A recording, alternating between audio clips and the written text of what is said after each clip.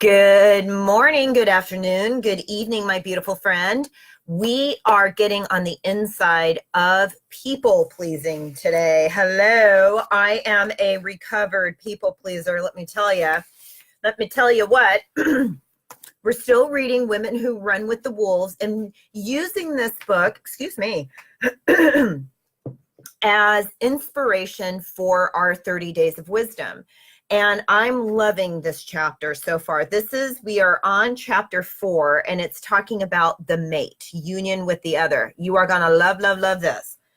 If women want men to know them, really know them, they have to teach them some of the deep knowing.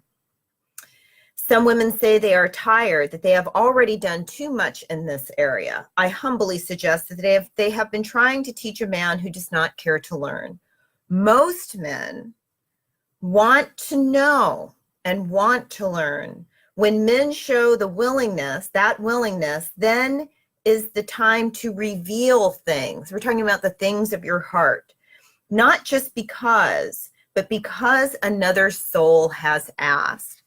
And so as I'm reading this chapter, it makes me think of people-pleasing behavior because she's talking about the dual nature of women. Okay, so we have this dual nature. There's the outside, right? So we want to be pleasing to people on the outside. And you don't want to go get crazy at the board meeting, that kind of stuff.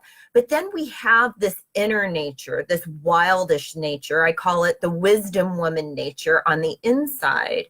And when we are stuck in people pleasing, we are out of balance. We're actually only focused on the one aspect of ourselves. And the reason why this is a problem in your relationships is because it creates passive aggressive behavior. You are trying to be what the other person's idea is of you so that they will love you. Believe me, I know, because I'm a people pleaser, recovered people pleaser.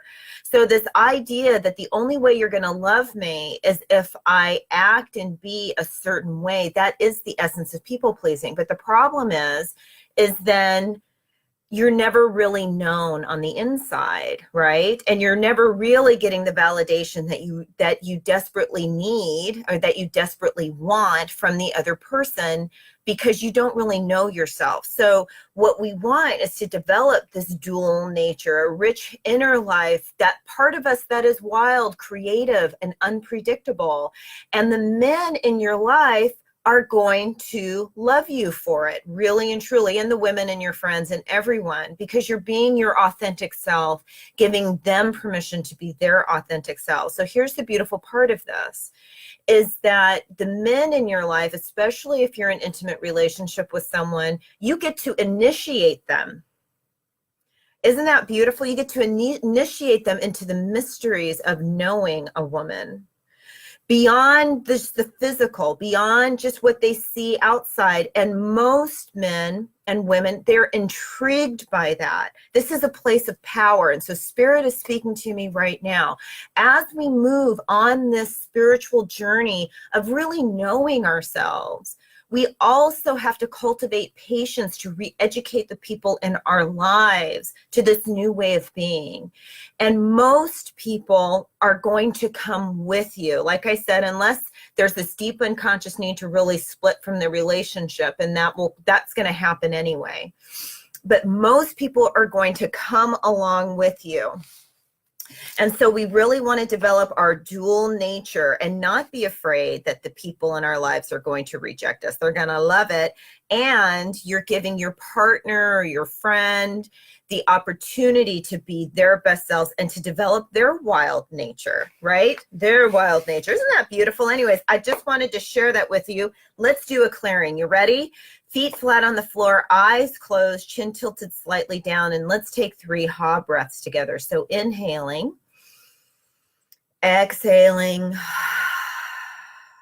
inhaling, exhaling, inhaling, exhaling. Beautiful. Imagine that beautiful light coming into the crown of your head, down the length of your spine and all the way down into the bottoms of your feet and down into the earth, filling you with light from the heavens. And imagine now that the light from our beautiful earth is coming up into the feet, moving up through the torso and up and out of the crown of your head, so that the lights are merging and mingling and becoming one, knowing that you are the meeting place between heaven and earth.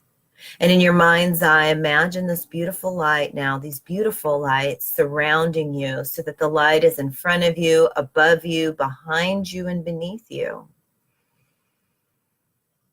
And just breathe into that light. And just allow all the stress and strain to just melt away in this moment. Beautiful. And this is what we are knowing. We are knowing that we have the courage to reveal, to understand and reveal our most authentic selves. And we are knowing that we are rightly guided, and that the people in our lives will be enriched by our creativity, by our ingenuity, by our quirkiness, by whatever it is that we are meant to be. We enrich the lives of everyone around us. And so it is. So take another nice, long, deep breath and sigh it out. Very gently coming all the way back to the room. Wiggle your fingers and your toes and give yourself a hug. Give yourself a Friday hug, because it's Friday. Yeah, it's Friday.